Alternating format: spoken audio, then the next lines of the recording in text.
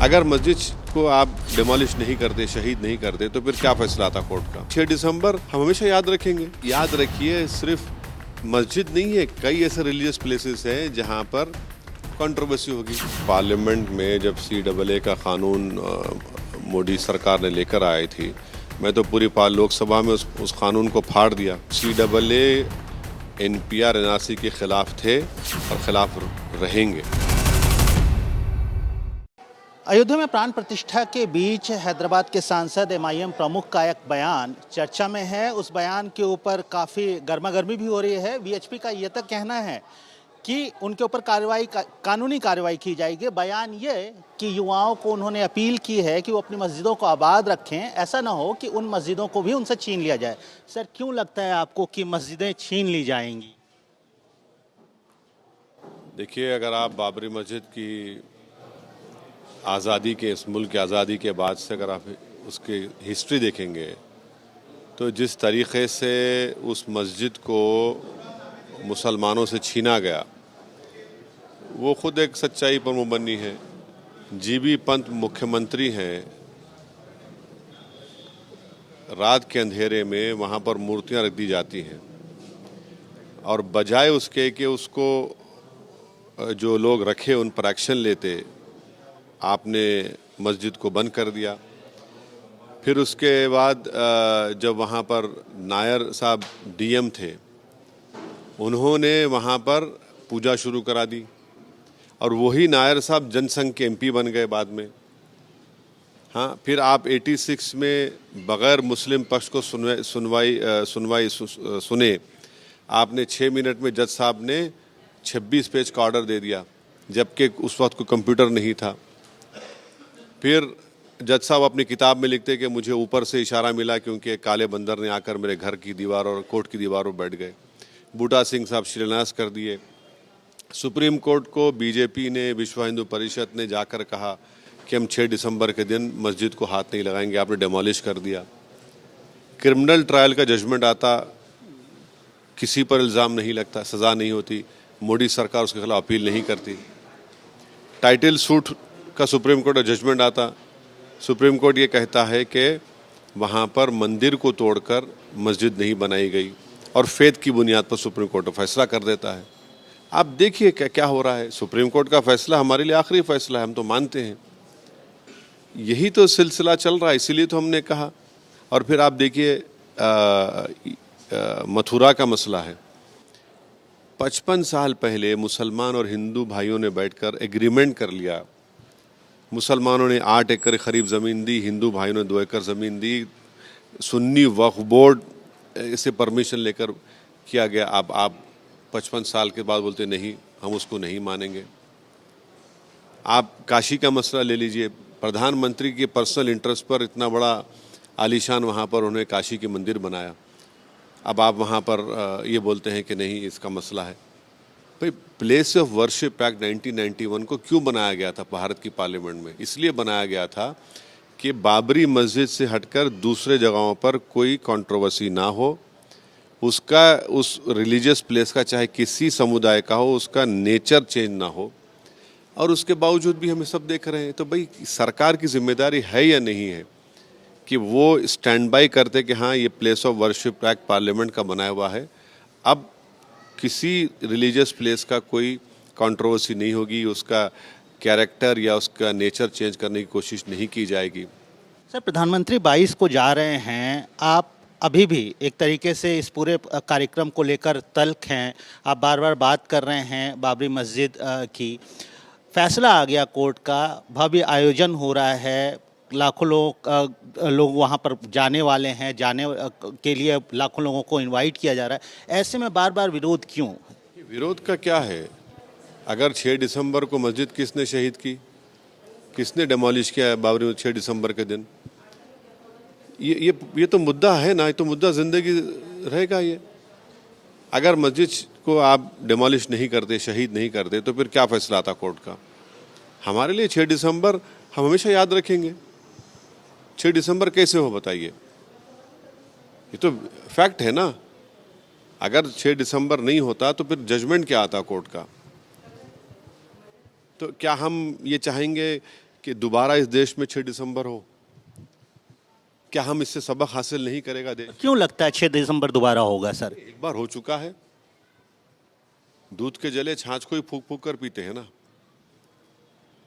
दूध के जले छाछ को ही फूक फूक कर पीते हैं। आपने क्या किया उनको? आपने रिवॉर्ड किया नहीं किया उन लोगों को? आप अपील क्यों नहीं किए क्रिमिनल ट्रायल के खिलाफ? अपील क्यों नहीं करते आप? अपील नहीं किया आपने। तो इसलिए हम कह रहे हैं कि इसलिए हमको इस सरकार को, बल्कि सरकार पर ज़्यादा जिम्मेदारी मोदी सरकार पर, कि वो इन तमाम चीज़ों को, कंट्रोवर्सियों को ना खोलें। जिस दिन देश के वज़ीर आज़म, प्रधानमंत्री ये तय कर लेंगे कि अब कोई कंट्रोवर्सी नहीं होगी, तो किस्सा ख़त्म हो जाएगा। अरे भाई, प्रधानमंत्री ने अपनी पर्सनल इंटरेस्ट लेकर काशी की इतनी बड़ी मंदिर बनाई, ये शाम में मस्जिद है, तो कैसे हो रहा है बताइए फिर? आप बार बार मस्जिद की जिक्र कर रहे हैं सर। अयोध्या में भी मस्जिद का निर्माण बाकी है, करीब 6 करोड़ रुपए की बात हो रही है अभी तक। जितने मुसलमानों के स्कूल ऑफ थॉट्स हैं वो इस बात पर मुत्तफिक हैं कि ऐसी मस्जिद को हम मस्जिद नहीं मानेंगे, ना मान सकते। और ऐसी मस्जिद में नमाज अगर कोई अदा करता है तो नमाज उसकी अदा भी नहीं होगी। कैसा होगा बताइए? आप मस्जिद तोड़कर आप बोल रहे हैं कि ज़मीन ले लो। हर जितने भी मुसलमानों के स्कूल ऑफ थॉट्स हैं, उसके जो जेन्यून स्कॉलर्स हैं, उनकी मुत्तफ़िक़ा राय है। अब वो बनाना चाह रहे तो हमारी तारीख़ में उसको बोलेंगे ये मस्जिद ज़रारा है। ये मस्जिद ज़रारा है आप कह रहे हैं, तो क्या होगा आगे? मुस्लिम पक्ष ऐसे ही नाराज़ रहेगा? वहाँ पर रामलला की प्राण प्रतिष्ठा हो रही है, भव्य आयोजन हो रहा है, और दूसरा पक्ष नाराज़ रहे? नहीं, नाराज़ का सवाल नहीं है। हम आपसे ये कह रहे हैं कि आपको सीक्वेंस बता रहे हैं। सुप्रीम कोर्ट का फैसला आ गया, हम मानते हैं सुप्रीम कोर्ट का फैसला, क्यों नहीं मानेंगे? आ गया, आखिरी हमारा एपेक्स कोर्ट है। मगर ये जो चीज़ें हुई हैं हमारे देश की आज़ादी के बाद, उससे तो हम सबको इसका नोट लेना पड़ेगा। और प्लेस ऑफ वर्शिप एक्ट 1991 का क्यों नहीं मोदी सरकार इस ताल्लुक से खुलकर कहती है कि हम इसके ऊपर स्टैंड बाई करते हैं? वरना याद रखिए, सिर्फ मस्जिद नहीं है, कई ऐसे रिलीजियस प्लेसेस हैं जहाँ पर कंट्रोवर्सी होगी। अब आप देखिए, महाराष्ट्र के चीफ मिनिस्टर कह रहे हैं हाजी मलंग दरगाह के बारे में। एक कॉन्स्टिट्यूशनल पोस्ट पर रहकर इस तरह की बात करते हैं क्या? शिवसेना वाले भी बोल रहे हैं, उद्धव ठाकरे के फैक्शन के, क्यों हम भी भिजाए थे। तो भाई आप कोर्ट में क्यों नहीं बोले? सब पे इल्ज़ाम लगा था, तुम सब लोग जाकर अपना जुर्म कबूल कर लेते। अब जब अपील नहीं हो रहा था, इसलिए कह रहा हूँ कि इनके हौसले बढ़ रहे हैं। और जिस बात का मुझे खदशा था, अप्रीहेंशन था सुप्रीम कोर्ट के फैसले के बाद, वो अनफॉर्चुनेटली सही साबित हो रहा है। इनकी हिम्मत, हौसले बढ़ गए हैं, जो चाहे करेंगे। आपने शिवसेना का जिक्र किया सर, उद्धव ठाकरे के गुट का, वो अभी इंडिया अलायंस में पार्टनर हैं और उनके भी नेताओं को इनवाइट किया गया है। आपको इनविटेशन मिला है? और मिलता तो आप जाते? जब से मैं क्या कह रहा हूँ, ये मुझे इनविटेशन, मेरा स्टैंड कंसिस्टेंट है, शुरू से क्लियर है। इसमें कोई झोल झाल नहीं है, इसमें इफ्स और बट्स नहीं है, इसमें क्लियर कट है मेरा स्टैंड। उद्धव ठाकरे बारे में क्या कहेंगे? आपने अभी जिक्र किया। तो उद्धव ठाकरे का उनको बोलना, वो तो बड़ा क्रेडिट ले रहे हैं डेमोलिशन का। उन्होंने तो महाराष्ट्र के असेंबली में खड़े होकर कहा कि हमारी पार्टी ने बाबरी मस्जिद को डेमोलिश किया। एज अ चीफ मिनिस्टर उन्होंने कहा इस बात को। तो बताइए अब उस पर और क्या बोलने की जरूरत है? वो तो क्लियर कट, उनमें कंपटीशन चल रहा है, उनमें बीजेपी में। 24 के चुनाव से पहले राम मंदिर के प्राण प्रतिष्ठा, इतना भव्य आयोजन, 24 के चुनाव पर इसका असर होगा? देखिए, कोशिश तो बीजेपी ज़रूर करेगी, मगर इस देश में सबसे बड़ा मुद्दा है बेरोज़गारी का। इस देश में सबसे बड़ा मुद्दा है महंगाई का। इस देश में सबसे बड़ा मुद्दा है हमारी ज़मीन पर चीन ने जो 2000 स्क्वायर किलोमीटर में कब्ज़ा करके बैठी है। बहुत से मुद्दे हैं। अब बीजेपी इस इशू को लेकर बताना चाह रही है कि देखो बीजेपी ने ये कर दिया है, और फिर मुसलमानों को उनकी हैसियत दिखा दी है। मगर मुद्दा तो बेरोज़गारी रहेगा, मुद्दा महंगाई रहेगा, मुद्दा चीन जो हमारी ज़मीन पर कब्ज़ा करके बैठा है वो रहेगा, मुद्दा जो हमारे स्मॉल मीडियम एंटरप्राइज हैं वो जो परेशान हो रहे हैं, ये सब चीज़ें रहेंगी। क्या इंडिया अलायंस कुछ कर पाएगा सर? आपको क्या लगता है, आपका रुख क्या है, आपकी पार्टी का रुख क्या है इंडिया अलायंस को लेके? बीआरएस के साथ यहाँ रहे, बीआरएस अब सत्ता में नहीं है, बीआरएस भी इंडिया अलायंस का पार्टनर नहीं है, एमआईएम भी पार्टनर नहीं है। आगे क्या होगा? एक यूनाइटेड इंडिया अलायंस जो है वो सक्षम है, सफल होगा? जिस चीज़ का मैं हिस्सा नहीं हूँ उसके बारे में तबसरा मैं नहीं कर सकता।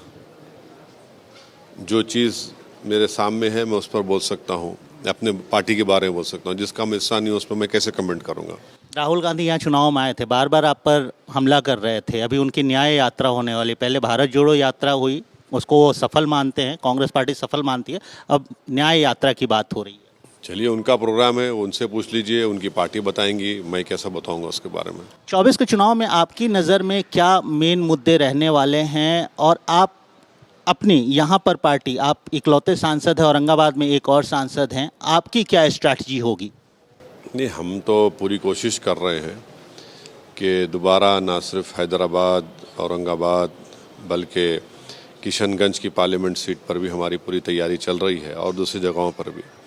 और हमारा मानना ये है कि भारत की राजनीति में जब हर समुदाय का, हर कास्ट का एक रिप्रेजेंटेशन सबसे बड़ी पंचायत लोकसभा में है, तो मुस्लिम समुदाय का क्यों ना हो। मेरा आखिरी सवाल सर, 24 के चुनाव से पहले मुद्दा सीए एनआरसी का भी फिर से सामने आने लगा। कहा यह जा रहा है कि शायद एक विशेष सत्र बुलाकर इसको लागू किया जाए, इस पे आप क्या कहेंगे?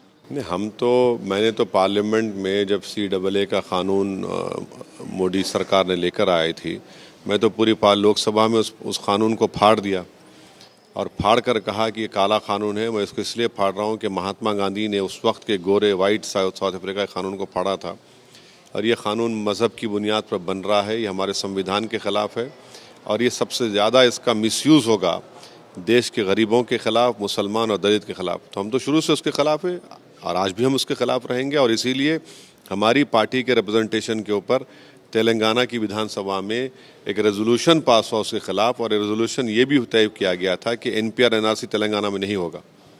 तो आप अभी भी मानते हैं, विरोध करेंगे इसका, और आपको लगता है कि ये पॉसिबल होगा, नहीं होगा?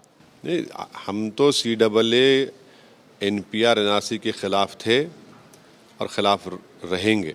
रहा सवाल जहाँ तक जो हमारे हिंदू जो पाकिस्तान या बांग्लादेश या अफ़गानिस्तान से भारत में आए हैं, उनको आपको क़ानून बनाने की ज़रूरत नहीं है। आपके पावर्स है, आप उनको एक्सटेंशन ऑफ वीज़ा दे सकते, उनको सिटीजनशिप भी दे सकते, मगर ये क़ानून लाने का मकसद ये है कि आप कई लोगों को परेशान करना चाहते हैं और सिर्फ CAA को अकेले आप नहीं देख, CAA को NPR NRC के साथ देखना पड़ेगा।